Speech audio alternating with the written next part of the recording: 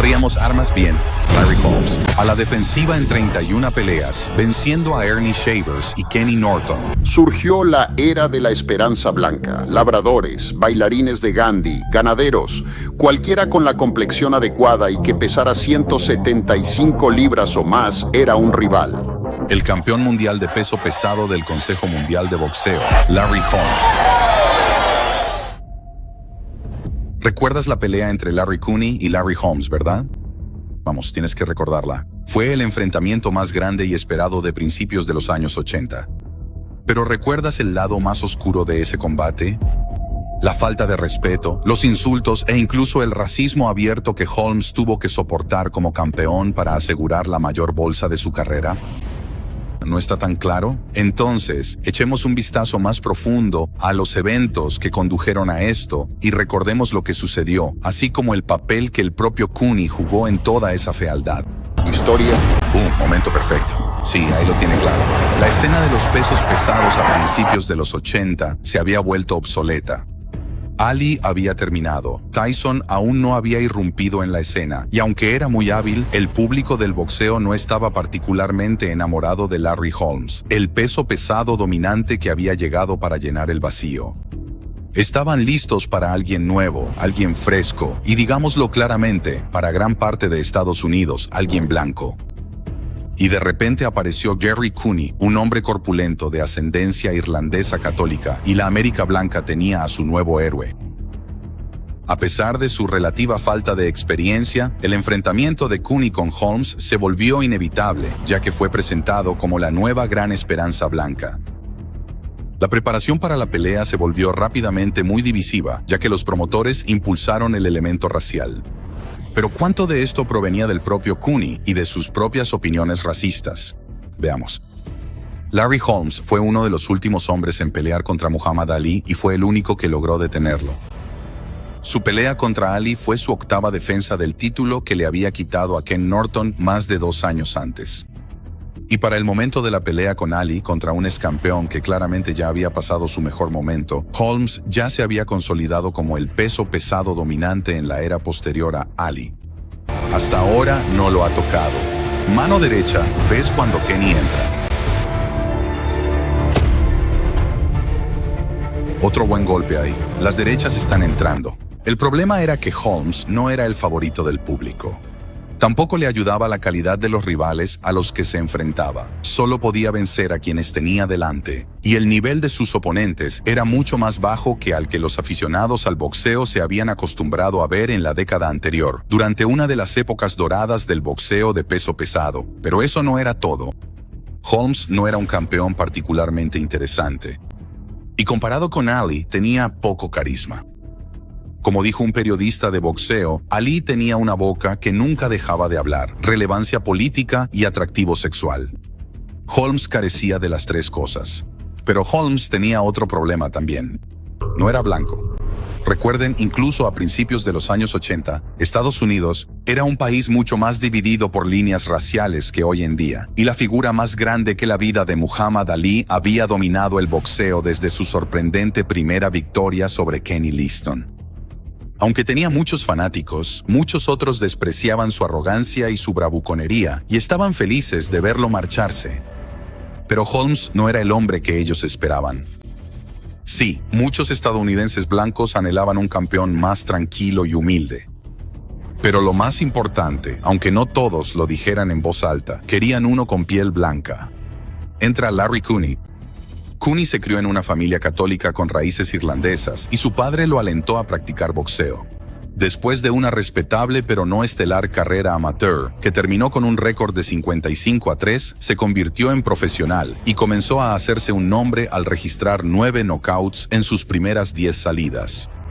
Con 1,98 metros de altura, un gran jab y un enorme gancho de izquierda, estaba claro que el chico tenía poder. Y esto le sirvió mucho cuando consiguió victorias por nocaut temprano contra Jimmy Young y luego Ron Lyle en su 23ª y 24ª pelea, respectivamente. También era zurdo, pero boxeaba en guardia ortodoxa, lo que le daba una mano adelantada aún más poderosa. Aunque los golpes con su mano trasera eran menos efectivos, tras conseguir estas 2 victorias de renombre, realmente saltó a la fama cuando derrotó al aún muy respetado ex campeón Kenny Norton por nocaut en el primer asalto, en una pelea que solo duró 54 segundos. Larry Cooney había llegado. Desde ese momento, Holmes y Cooney quedaron destinados a enfrentarse porque el público lo exigía. La gente había visto cómo Cooney despachó a Norton y soñaban con verlo hacer lo mismo con Holmes. Un campeón por el que, en el mejor de los casos, sentían apatía. Así que los promotores y representantes empezaron a trabajar para organizar la pelea. Desde el principio, siempre hubo cierto grado de animosidad genuina, al menos por parte de Larry Holmes. Aunque era el campeón, Holmes sentía que nunca le daban el respeto que merecía. Y debido a la falta de oponentes emocionantes a los que enfrentarse, nunca había podido ganar el tipo de dinero que sentía que merecía. Mientras Holmes se mantenía activo, derrotando a Trevor Berbick, Leon Spinks y Ronald Spinks, el equipo de Cooney se detuvo, probablemente para proteger a Cooney ante la posibilidad de una derrota después de la gran victoria sobre Norton. Cooney terminó fuera del ring durante 13 meses antes de que se llevara a cabo la pelea, y durante ese periodo, Holmes no quería oír hablar de un futuro combate con Cooney. En un momento, mientras entrevistaba a Holmes tras su victoria sobre Spinks, el periodista deportivo Howard Cosell intentó que Cooney se acercara para hablar con Holmes. Esto enfureció mucho a Holmes, y se le escuchó decirle a Cosell: «Howard, le voy a dar una bofetada si lo traes aquí, y ni siquiera quiero hablar de Cooney hasta que ponga su nombre en un contrato». Luego intentó atacar a Cooney antes de que sus asistentes lo apartaran.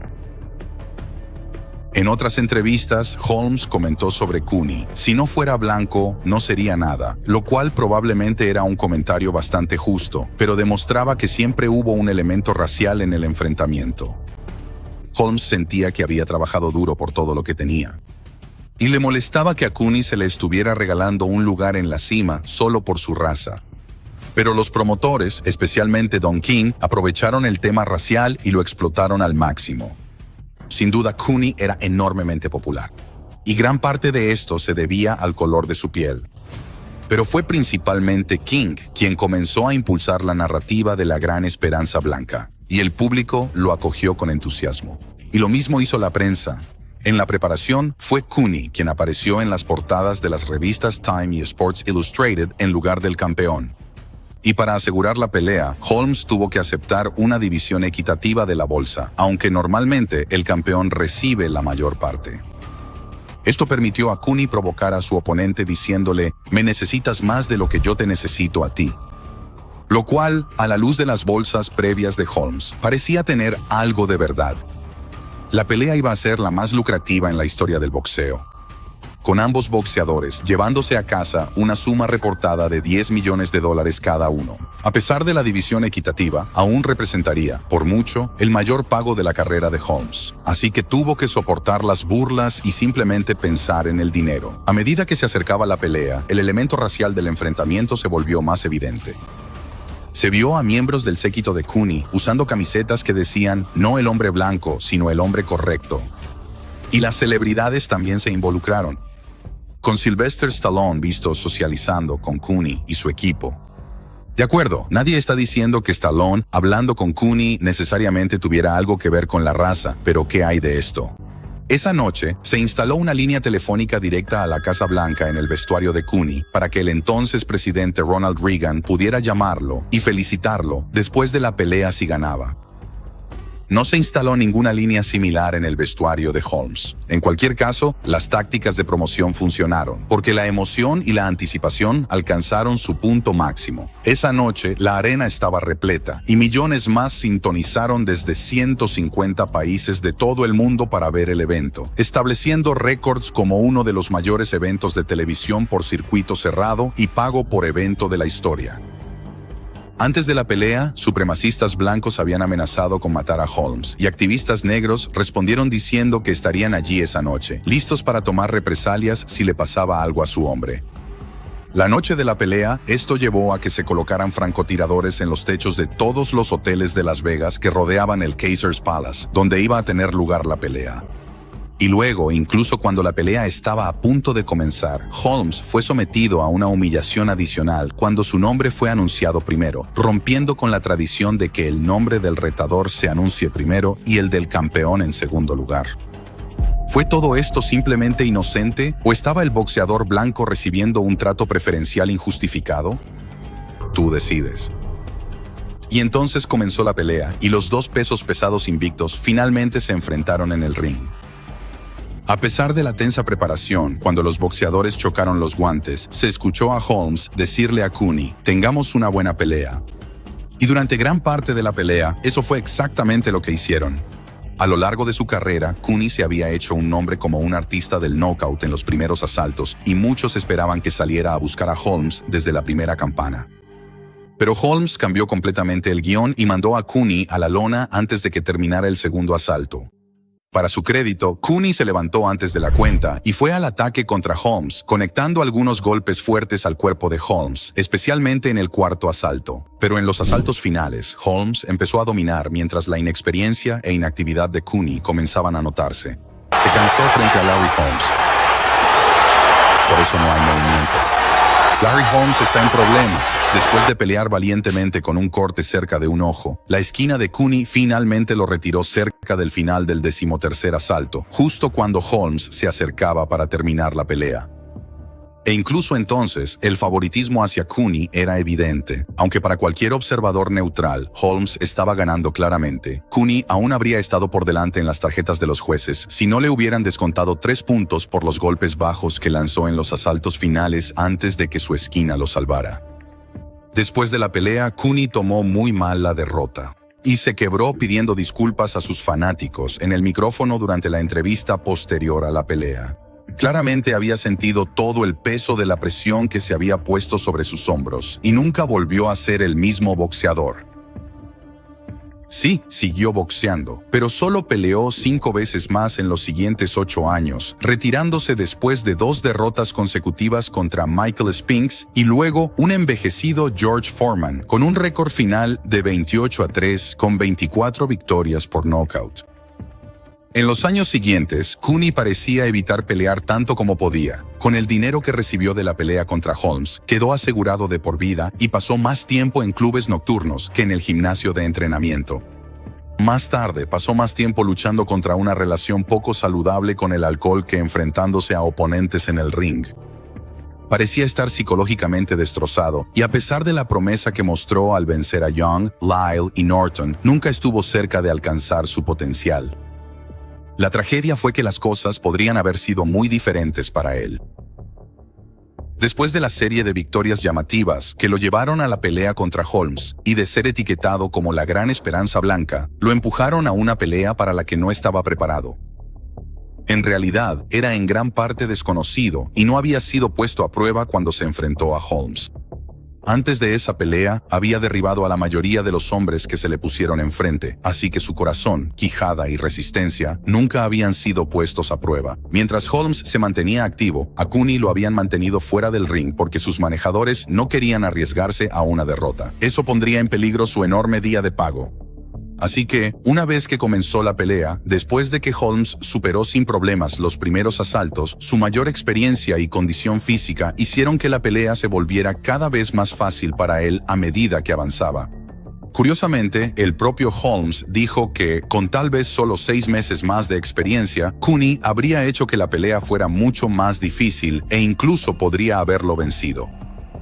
Holmes, quien también se enfrentó a boxeadores como Ernie Shavers, Ken Norton y Mike Tyson en su carrera, consideró a Cooney como uno de los pegadores más fuertes a los que se enfrentó.